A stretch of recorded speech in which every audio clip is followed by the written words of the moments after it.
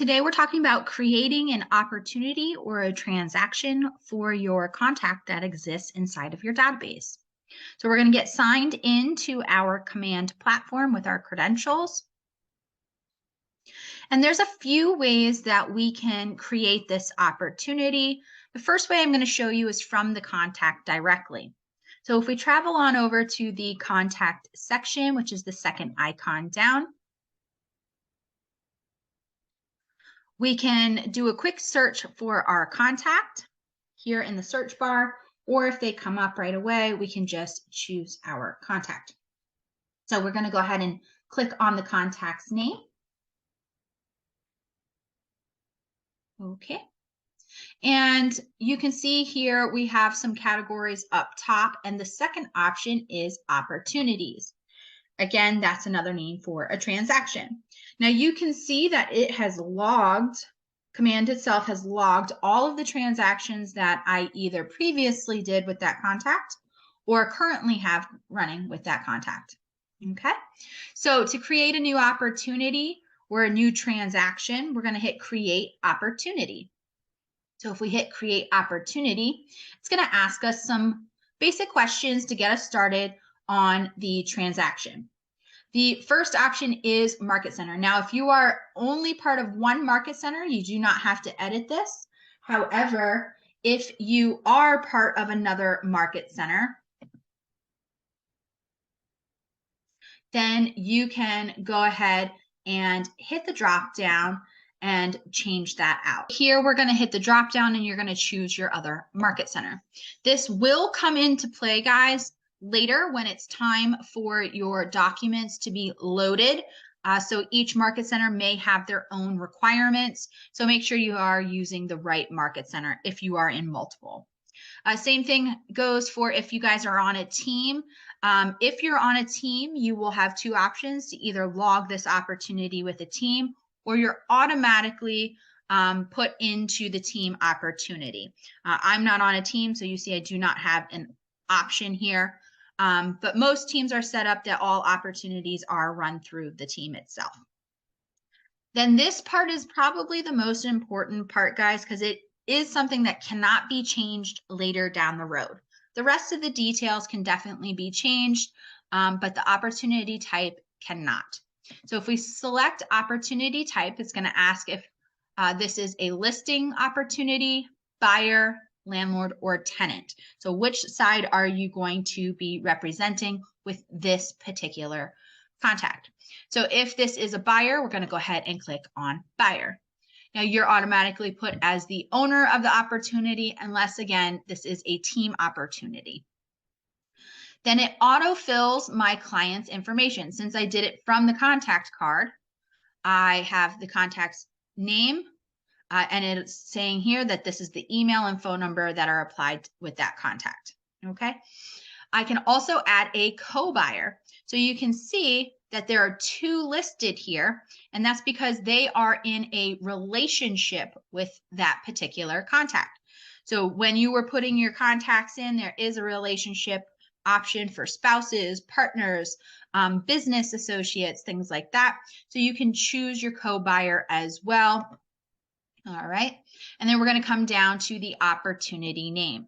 Now, the opportunity name should be the property address. That's really easy in a listing opportunity or a seller opportunity. But for a buyer opportunity, we're actually starting this transaction prior to even going out to look for houses because we need our buyer agency, contract, or consumer notice, things like that.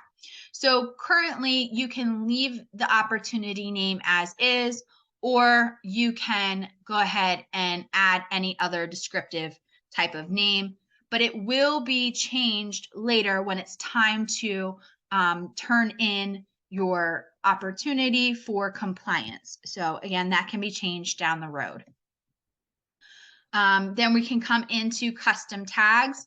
This tag is applied to the opportunity itself and not to the contact. So as you saw, I had several different opportunities running with this particular contact. And maybe this is a specific type of opportunity that we're looking for or property we're looking for, like a multi-unit or a commercial unit, a single family home, or maybe you want to highlight something that you want to keep top of mind, like there needs to be handicapped accessibility, things like that. So I'm just going to go ahead and choose the multi-unit. And since I chose the buyer style opportunity, then I have time frame, estimated close date, budget, and commission rate. So the one that we want to make sure we have is time frame for this one, because we're not sure exactly the estimated close date yet. So how long do we have to look until they need to buy? And let's just say it's 6 months. Okay. You can choose from any of the drop downs, or if we hit other, you can go ahead and plus or minus the months here. Okay, so maybe it's 7 months. Then we have our budget. Now this is going to be a single number and not a range. So we're going to look in our either average of what we're looking for or the top end of what we're looking for. All right. And then the commission rate. So that's the commission that you would be receiving yourself. So in a listing situation, you're only going to be getting half or a certain percentage, and you're giving away the other part to the buyer agent. So this is a buyer, so I'm hoping to receive 3%. So if you're unsure, just put 3 in. Again, that's something that can be changed later down the road. Then the last part here is, where in the transaction are we? Are we ready to go look at houses? Are we still gathering our must-have list? Or are we ready to sign paperwork on something? So right here is your opportunity phase. So ideally, we're going to be in the cultivate stage. So this is prior to actual paperwork being created. And then the opportunity stage here is customized to whatever the stages you have in your actual pipeline. So for me, I have them under a nurture option. So I'm going to leave them that they are nurture 12 to 6 months out. If you put them in appointment and you are actually going to meet with them, there is scheduling, scheduled, and kept. So if I'm scheduled to meet with them to go look at properties, I will put appointment and scheduled. Okay. And then go ahead and hit create. Now, if at any time I click out of this opportunity or X out before hitting create, it will actually not save the opportunity. So you want to go ahead and hit create, and that will bring the opportunity up. Okay. And then you can jump to those opportunities. You can sort these from least recent to most recent. Okay. There's my budget. You can also look at all opportunities, just your buyer opportunities with that particular contact, or just your sell opportunities with that particular contact. Okay.